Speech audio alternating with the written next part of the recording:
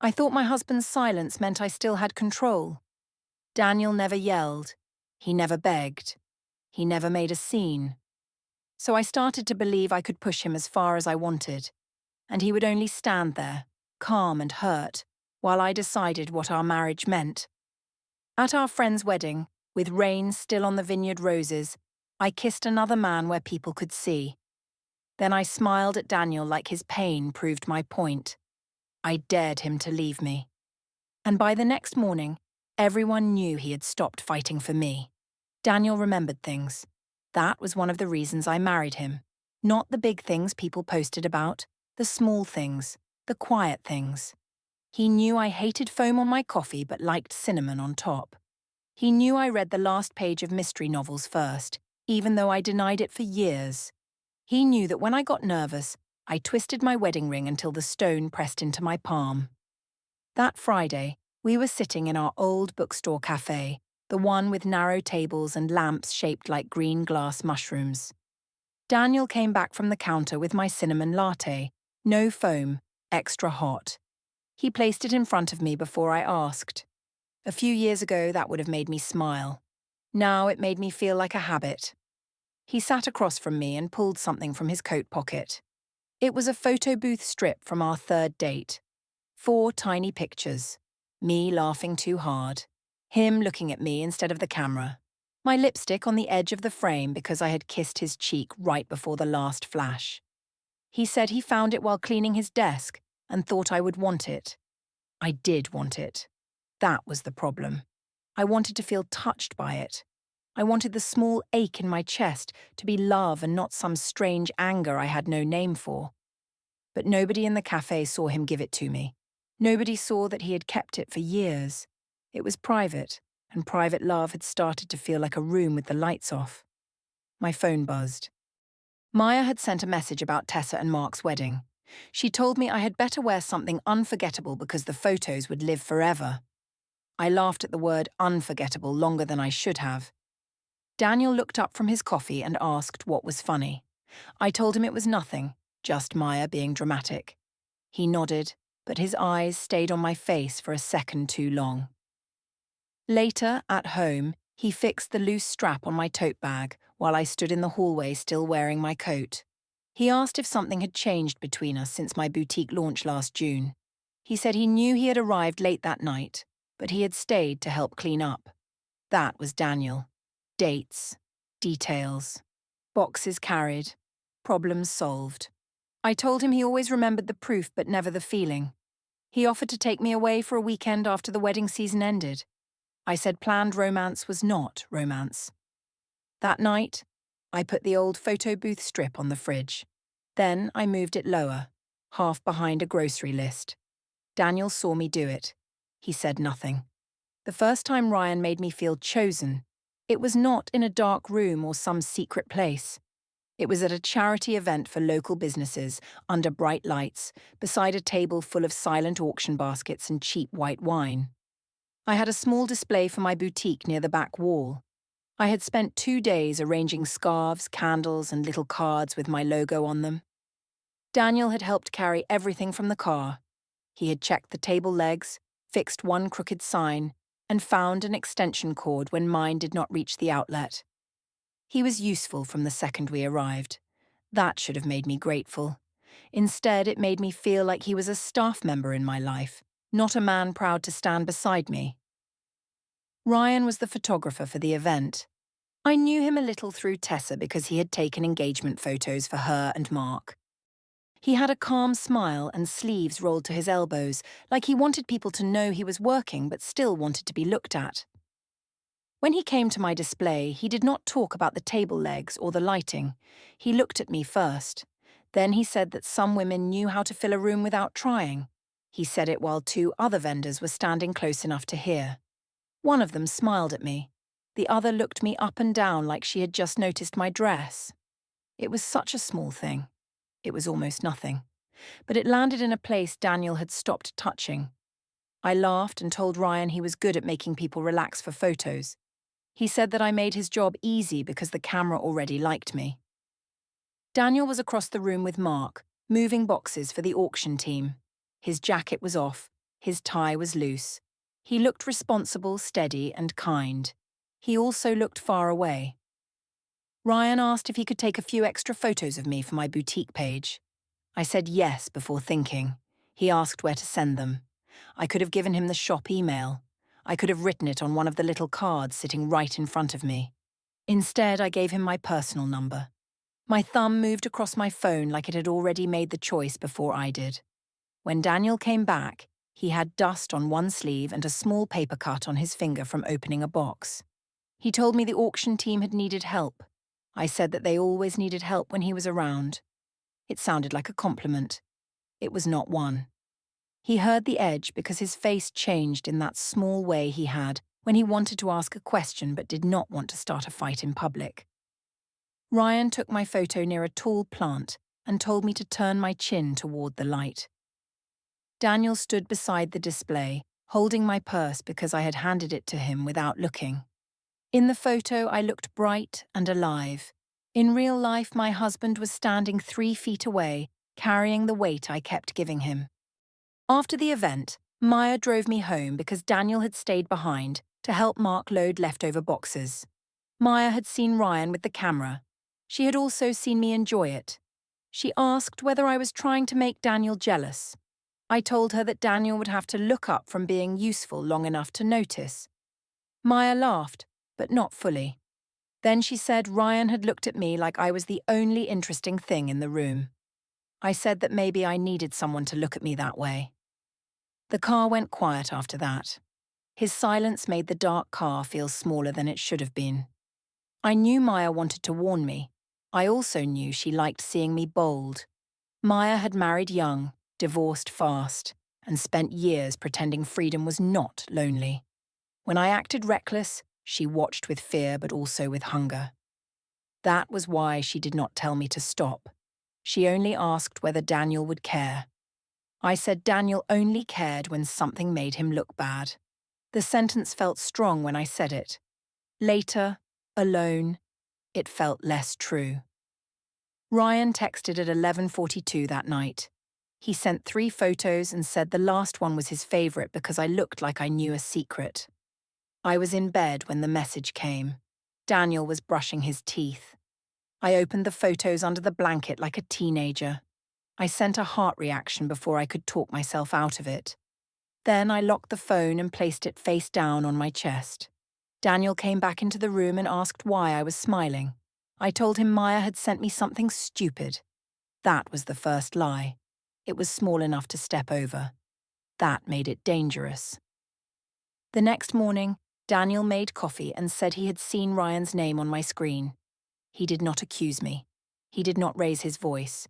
He said Ryan had texted at 11:42 about photos that were already posted online. He said he noticed the heart reaction because my phone lit up while he was plugging it in. He asked why Ryan needed my personal number. He asked why I had not used the boutique email. Each question had a date, a time, and a fact. That was how Daniel came to pain. He brought receipts when what I wanted was heat. He said he was not comfortable with private late-night messages from a man who was clearly flirting. He said that if I felt unseen, then we should talk about that without bringing another person into the space between us. He offered to cancel his Saturday plans and spend the day with me. No errands, no work, no fixing things. Just us. It was probably the closest he had come to saying the right thing in months. I heard it wrong anyway. I heard control. I heard suspicion. I heard him trying to close a door after leaving me alone inside it.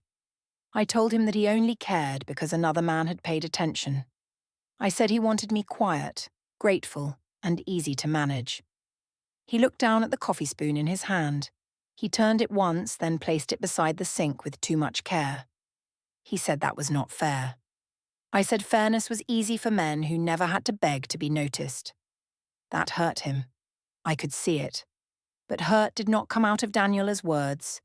It went inward and became stillness.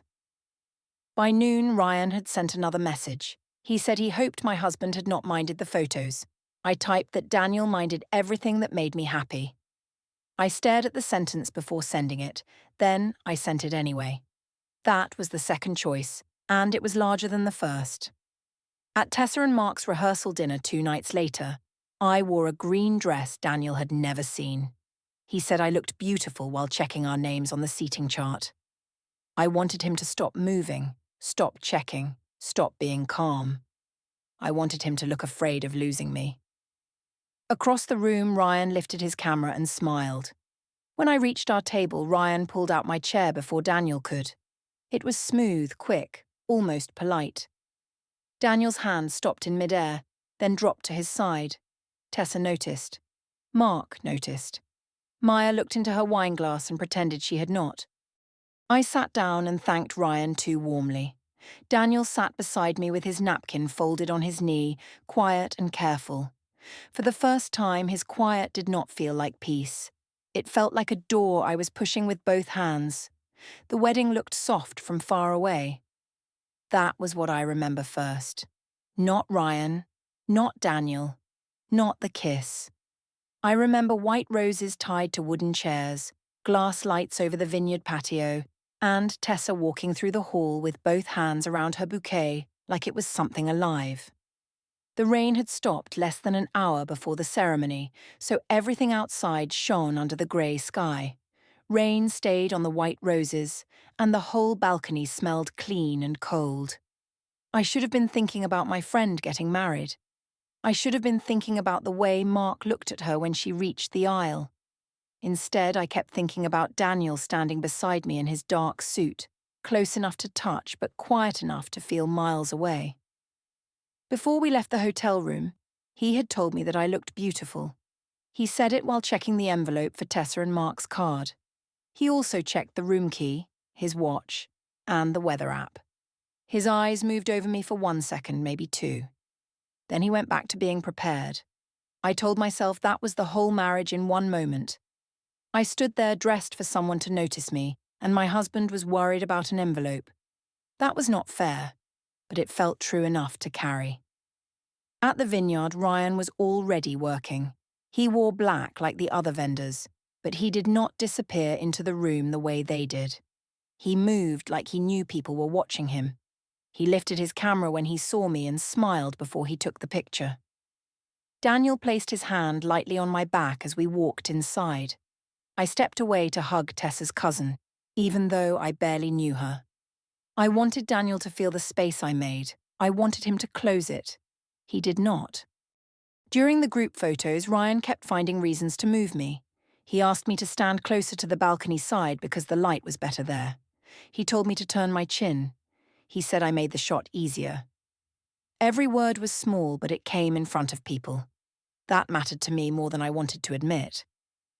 Daniel stood near Mark and held someone's purse while the bridesmaids fixed their dresses. When I looked at him, he was watching me, but not with anger yet. It was more like confusion. That almost made me soften. Then Ryan touched my elbow to adjust my pose, and Daniel looked away first.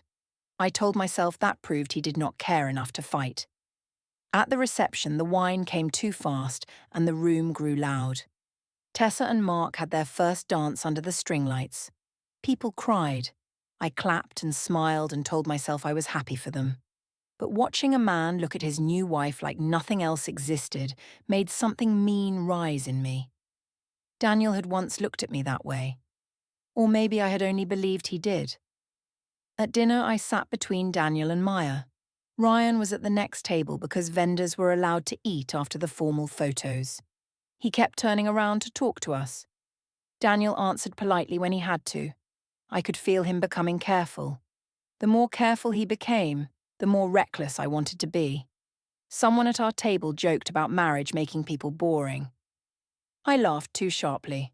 Then I said that some men forgot their wives were women after marriage. I said it lightly, like a joke. People laughed because they did not know what else to do. Maya touched my knee under the table. A warning. I ignored her. Daniel looked at me, and his face lost colour around the mouth. He asked me quietly not to do that at Tessa's wedding. I heard shame in his voice, but I turned it into control. I said he was too sensitive. I said everyone was laughing. Ryan smiled down into his drink, and that smile fed the worst part of me. Later, near the restrooms, Daniel stopped me before I could return to the table. He did not block me. He stood to the side with one hand on the wall, like he was giving me room to leave if I wanted. He asked why I needed an audience to say he made me feel unwanted. He mentioned the table, the joke, and the way Ryan kept leaning into our conversations. He said he was not asking me to pretend everything was fine. He was asking me not to turn our marriage into entertainment. He said we could leave early, drive somewhere quiet, and talk with no one watching. That was his offer. It was not dramatic. It was not romantic. But it was real. I could have taken it. I could have told him that I felt lonely beside him. I could have told him that when he carried boxes and checked envelopes, I wanted him to stop and choose me out loud. Instead, I looked past his shoulder toward the reception hall. I saw Ryan near the balcony doors. I saw Maya watching from the table. I saw people who might notice whether Daniel won or I did. So I told him that he was making a scene because he could not handle me being honest. I said that if he felt embarrassed, maybe he should ask himself why everyone believed me so easily. His hand dropped from the wall. Not fast, not angry, just down. That should have warned me. But I was too full of my own performance to read him. I walked away from him and toward the balcony. Ryan followed after a minute. Outside, the air was cool and the floor was damp near the railing. The photo booth was set up near the doors, with a little table of props and a line of guests waiting. Someone wore a silver hat. Someone else held fake red lips on a stick. It all looked silly and harmless. Ryan asked if I was okay. I said Daniel was acting like I had embarrassed him on purpose. Ryan said Daniel looked like a man who did not know what he had. That sentence went straight into the oldest part of me, the part still waiting in a school auditorium at 12 years old. The part still watching the door for a father who had promised to come. I wanted to be chosen so badly that I confused being noticed with being loved. Ryan leaned closer. I did not move back. I knew there were people nearby. I knew the balcony doors were open. I knew Daniel could come out. That knowledge did not stop me. It made the moment feel stronger. When Ryan kissed me, it was short. Not deep. Not romantic enough to destroy a life by itself. But it was public. That was what made it cruel. The whole point was that someone might see. Someone did. A guest near the photo booth had her phone up for a location story. The vineyard sign was behind us. The string lights were above us. My face turned toward Ryan's, clear enough for anyone who knew me. When I pulled back, I saw Daniel standing in the doorway. He was not shouting. He was not moving toward us. He looked at me for a long, flat second, then looked at Ryan. After that, he reached for his wedding ring. He took it off without drama and put it into his jacket pocket. Then he turned to Mark and said something I could not hear. Mark's smile fell. Tessa looked over from the dance floor, still holding her bouquet. Maya covered her mouth with her hand. I should have felt exposed. Instead, I smiled. I smiled because Daniel had finally reacted, and I mistook pain for proof that I mattered. When he started to leave, I followed him inside just far enough for people to hear me. I told him that if he wanted to end it, he should do it. I made it sound like a dare. I made it sound like he was weak if he walked away, and weak if he stayed. Daniel did not answer me. He only looked once at the photo booth table where a fresh strip had printed. In the pictures, Ryan and I were leaning too close, laughing like the world had no cost. I picked up the strip with wet fingers and the paper bent in my hand. Daniel walked out through the side door with Mark behind him. The music kept playing for a few seconds before someone lowered it. Then Maya came to me in the bathroom and told me the location story had already been tagged. The morning after the wedding, our apartment looked too neat. That was the first thing that bothered me. Nothing was broken. Nothing was thrown around. Daniel had not left angry signs for me to find. His mug was washed and turned upside down on the drying rack. His shoes were gone from the entry mat. His side of the closet was open, but only the practical things were missing. 2 work shirts, jeans, his running shoes, his toiletry bag. It looked less like a man had stormed out and more like a man had made a list.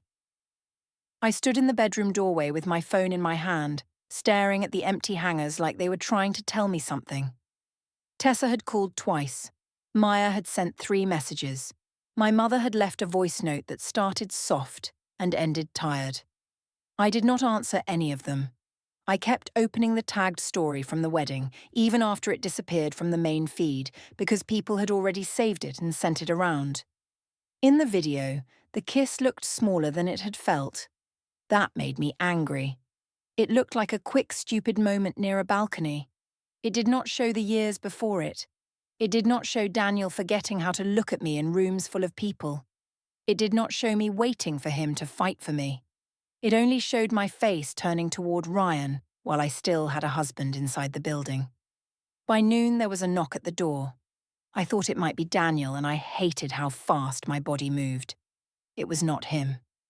Nora stood at my door with Daniel's medication inside a small paper pharmacy bag. She wore leggings, an old sweater, and no makeup. That made her seem more dangerous than if she had arrived dressed for judgment.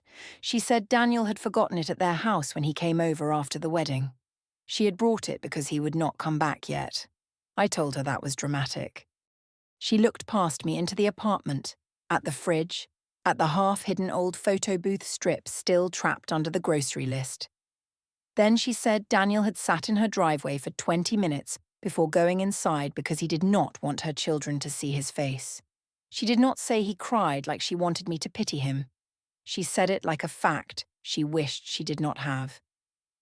I folded my arms and told myself this was what his family did. They made pain quiet and then used it as proof of goodness. Nora said she was not there to fight with me. She only wanted me to know that humiliation did not become smaller because I called it honesty. That sentence landed harder because she left right after saying it. She did not stay to be convinced. She did not give me a person to push against. After she left, I called my mother. Vivian answered on the second ring, and for a moment I wanted to be 12 years old again, before I understood that mothers could comfort you and still teach you the wrong lessons. I told her Daniel had left after making me feel alone for months. I told her the kiss was a mistake, not a plan. She said that men did not leave because of one mistake unless they were already halfway gone. I wanted her to say Daniel was cold. I wanted her to say I deserved better. Instead, she asked whether I had wanted him to see. I told her that was a cruel question. She said it was a useful one. I hung up before she could ask another. Daniel came back just before dinner. He used his key. That irritated me, even though it was still his home. He looked tired in a way I had not seen before. Not sleepy, not angry. Drained. He walked to the bedroom and took work clothes from the closet. I followed him because silence made me feel like furniture. I told him that if he had something to say, he should say it instead of making everyone feel sorry for him. He placed his shirts flat in a small bag before he answered. He asked whether Ryan was the first man I had used to punish him, or just the first one he had seen. He said he had seen the vineyard sign in the tagged story. He said he had seen Ryan's hand near my waist in one of the photo booth pictures. He said he was not asking because he wanted details that would hurt him. He was asking because he needed to know what kind of marriage he had actually been living in.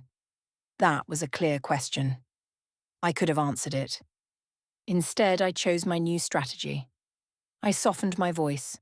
I sat on the edge of the bed.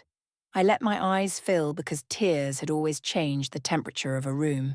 I told him the kiss was wrong, but that it came from somewhere real. I said he had made me feel like a locked drawer in his life, kept, useful, and never opened. The line was close enough to true that I could hide behind it. Daniel closed his eyes for a second. When he opened them, he looked more sad than angry. He said he believed I felt lonely. He said he had failed at saying things he thought I already knew. Then he asked when the private messages with Ryan had started. The room went narrow around that question. I said that he was doing it again, turning pain into a timeline. He said timelines mattered when someone kept changing the story. I cried harder then, but not because I was sorry. I cried because he would not let the almost truth replace the rest. He set one boundary in the same even voice. Ryan was not to come to our apartment, into our shared plans, or into any version of the story I told as if Daniel had caused my choices. Then he offered one mediated conversation with full honesty. No friends, no audience, no performance. I told him that sounded like a meeting, not a marriage. He picked up his bag. For 1 second in the hallway, he touched the magnet holding the old photo booth strip. His thumb rested on the plastic edge. That small touch made my throat tighten, so I turned it into anger before it could become grief. I told him he was acting like a martyr. He did not defend himself. He left with the medication Nora had brought.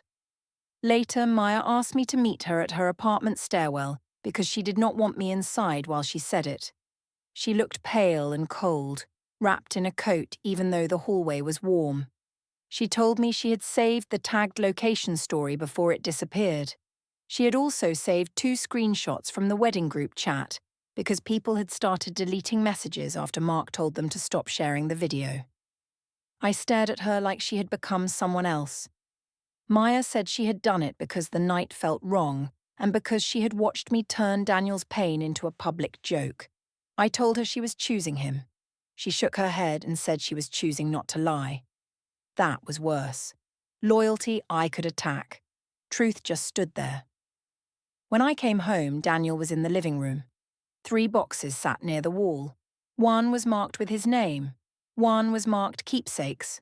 One was marked shared documents. He was not packing everything. He was sorting. He folded tape over the top of the documents box and pressed it down with his palm. The sound was small, dry, final. I asked whether he was leaving me. He did not answer that question. He only asked what time I would be out the next morning so he could collect the rest of his work files without another scene. I told myself he was being petty. I told myself he wanted me scared. But his hands were steady, and that was the first thing that truly frightened me. The post-wedding brunch should have been simple. It was supposed to be coffee, fruit, soft music, and tired people laughing about the night before. Tessa had planned it for the hotel patio because she wanted one last easy morning before everyone drove home. The tables had small vases of flowers from the reception. The white roses looked weaker in daylight, with brown edges and wet petals. I told myself I was going to support my friend. I told myself that leaving would make me look guilty. So I went. I wore a cream dress and my wedding ring, but I turned the stone inward against my palm. It pressed into my skin while I walked through the patio doors. Daniel was not there yet. That annoyed me because I had prepared myself to be calm in front of him. Without him, I had no one to perform calmness for. Maya saw me first. She was sitting with coffee between both hands. She looked at my ring, then at my face, and did not smile. Tessa came over and hugged me with only one arm. That hurt more than if she had refused. Her eyes were swollen from crying or lack of sleep, but her voice stayed polite. She said she hoped I was okay. I told her that I was fine, and that the night had become bigger than it needed to be. Her mouth tightened. She said it had happened at her wedding. I said I knew that, but people were acting like I had burned the place down. She looked toward Mark, who was standing near the buffet, and I could see her choosing not to answer. Then Ryan arrived. He came in late, wearing the same black jacket from the wedding, with his camera bag over one shoulder. He paused when he saw me, as if he was deciding whether to come closer. I could have looked away. I could have sat beside Maya and let the morning pass. Instead, I moved my purse from the chair beside me and let Ryan sit there. It was not an accident. It was not wine or music or rain or confusion. It was a decision made in daylight. When Daniel walked in with Mark a few minutes later, I felt the whole patio shift. Nobody gasped. Nobody pointed. That would have been easier. People only went careful. Forks slowed down. Conversations became thinner. Daniel wore the same suit pants from the night before and a clean blue shirt. He had shaved. That bothered me too. He looked like a man who had made room for pain and then folded it away. I wanted a crack in him. I wanted one sign that I could still reach him. So I spoke before he could. I said, loud enough for the nearest table to hear, that some marriages ended long before anyone admitted it. I said people only cared now because they had seen one honest moment instead of years of quiet neglect. It was almost true. That was what made it cruel. Tessa said my name in a warning voice. I kept going. I said Daniel had made me small for years and now wanted sympathy because I had stopped pretending. Ryan shifted in his chair. Maya looked down. Mark walked to Daniel's side, not touching him, just standing there. Daniel did not answer in front of them. He asked me to step outside the patio gate for one conversation. He did not say please. He did not sound angry. His quiet did more damage than shouting ever could have done in that room. I followed because refusing would have made me look afraid. Near the gate, away from the tables but still close enough to be seen, Daniel looked at my hand. He said he noticed I was wearing the ring with the stone turned inward. He asked why I still wore it if I wanted everyone to believe the marriage was already dead. He asked why I needed witnesses for every wound except the ones I had caused. His questions were too exact. They gave me nowhere soft to stand. He said he would not stay married to someone who performed betrayal and called it freedom. Then he offered one last thing.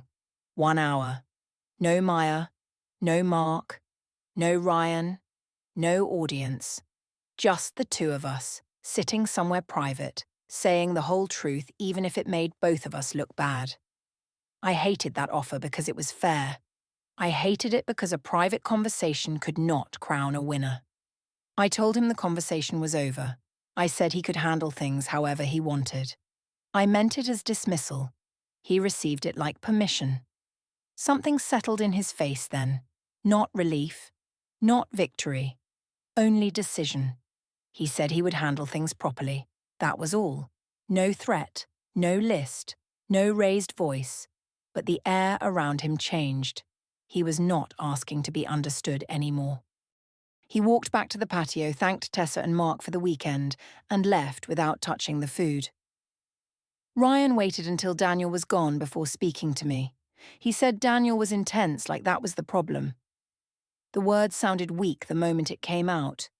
For the first time, Ryan seemed less like proof and more like a man with a camera bag who wanted distance from the damage. At home that afternoon, Daniel packed. Not wildly. Not with anger. He packed like he had already decided which version of his life came next. He took files from the desk, a few books, his winter coat, and the framed photo of his grandmother. I followed him from room to room, talking faster each time he stayed calm. I said he was punishing me. I said he was proving my point. I said he had wanted out and was using one kiss as an excuse. He answered only practical questions. He said which shelf was mine. He said which bills were due that week. He said he would schedule a neutral meeting about the apartment and accounts. When he reached the entry table, he removed his key from the ring. He placed it beside the old photo booth strip. The strip showed us from years before, laughing in 4 tiny frames. His key landed next to it with a small metal sound. Then he picked up his bag and left. I stood there with my ring turned inward, finally holding the kind of silence I had been daring him to give me. I went to the mediation office because I still thought words could save my version of the story. The room was small with beige chairs, a glass table and a box of tissues placed too neatly in the center. Daniel arrived with Nora beside him and a folder under his arm. He did not look cruel. He looked rested in a way that made me feel removed from him. Clara Benson, the mediator, explained that before we discussed anything, I had to receive formal service. Then she placed the papers in front of me. It was a petition for dissolution of marriage with a motion for temporary orders. The first hearing was set for June 12th at 9:30 in the morning. The orders asked for temporary use of the apartment, frozen joint credit lines, shared expense rules, and communication only through a monitored app. I stared at Daniel's full name beside mine and hated how calm the paper made us look. Clara went through the proof, the tagged vineyard story, Maya's screenshots from the group chat, Tessa and Mark's written statements from brunch, the messages with Ryan after Daniel had asked me to stop. Nothing was new. That was the worst part. It was only my choices placed in order. I tried to say Daniel was using one mistake to punish me for years of loneliness. Clara asked why I had told people the marriage was already over while still living with him, sharing his accounts, and wearing his ring. I had no answer that sounded clean. Ryan texted during the meeting and said he needed distance. Maya stopped taking my late-night calls. Tessa removed my boutique from her wedding vendor list. The joint card stopped working 2 days later. I moved into a rented studio above a nail salon, where the hallway smelled sharp every morning. Daniel stayed in the apartment until the hearing. At the key handoff, he spoke only about boxes and times. In my new room, I put the old photo booth strip face down in a shoebox with my ring. I thought being wanted in public would prove I could not be replaced. Instead, I taught him how to leave me without looking back.